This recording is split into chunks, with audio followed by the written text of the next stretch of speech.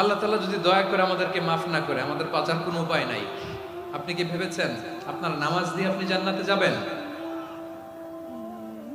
আপনি তাহাজ্জুদ গুজার সেজদা দিতে দিতে কপালে দাগ ফেলেছেন, এটা আপনারা জান্নাতে নেবে না? আপনি এলাকার সবচেয়ে বড় হাতেম তাই দানশীল, এই দানের ভরসায় বসে আছেন। কশিন কালো আমাদের নামাজ, আমাদের রোজা, আমাদের ইবাদত, এগুলোকে মিজানের পাল্লায় উঠালে কোনো ওজনই হবে না। তবে আমাদের একটা কৌশল জানা আছে, আমরা আল্লাহর রহমতের ভিখারি। আমরা সেদিন আগেই গুনার স্বীকৃতি দিয়ে দেব। আমরা বলবো, আল্লাহ তুমি প্রশ্ন করার আগে তোমার একটা কথা বলি, আমারে কিছু জিজ্ঞেস করো না, আমি সব করেছি। এমন কোন পাপ নাই যে পাপ আমারে দিয়ে হয় নাই। তোমার রহমত দিয়ে তুমি জান্নাতে পাঠাবা, তোমার দয়ায় জান্নাতে যেতে চাই, আমল দিয়ে না। পারবেন বলতে? কিয়ামতের দিন আমরা বলবো, আল্লাহ আমার আমল দিয়ে জান্নাত চাই না, আমি তোমার দয়া দিয়ে জান্নাত চাই। তোমার দয়া ছাড়া আমার কোনো উপায় নাই।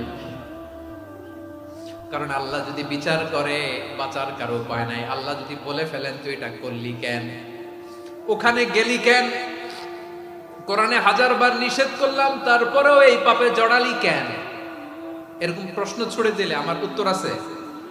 বাঁচার কোনো উপায় আছে?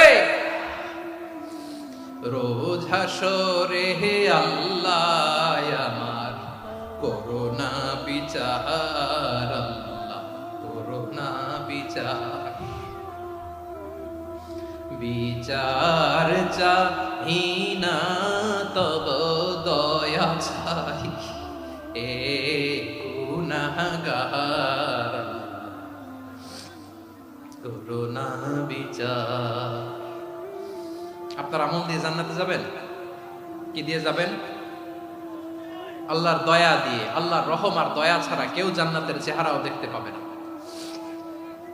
আমার প্রিয় ভাইরা, এই দোয়া আল্লাহর কাছে পছন্দনীয় হওয়ার কারণ তিনটা। দোয়ার প্রথম অংশে আছে তাওহীদ, আল্লাহর একত্ববাদের ঘোষণা। এই দোয়ার দ্বিতীয় অংশ আছে তাসবিহ, আল্লাহর প্রশংসা সূচক বাণী। এই দোয়ার 3 নাম্বার অংশ পাপের স্বীকৃতি। তাহলে আমরা সবাই গুনাহগার। আমরা আল্লাহর কাছে পাপের স্বীকৃতি দিয়ে বলবো, ও আল্লাহ ইন্নী কুনতু মিনাজ জালিমিন, আমরা জুলুম করেছি, পাপ করেছি, অন্যায় করেছি, আল্লাহ বুঝতে পারি নাই। শয়তানের ওয়াসওয়াসায় পড়ে, বন্ধুর পাল্লায় পড়ে, নফসের খায়েশ মিটাতে যে আল্লাহ করে ফেলেছি। তুমি গুনাহ না মাফ না করলে আমাদের গুনাহ মাফ করার দ্বিতীয় কেউ নাই। ঠিক কিনা বলেন?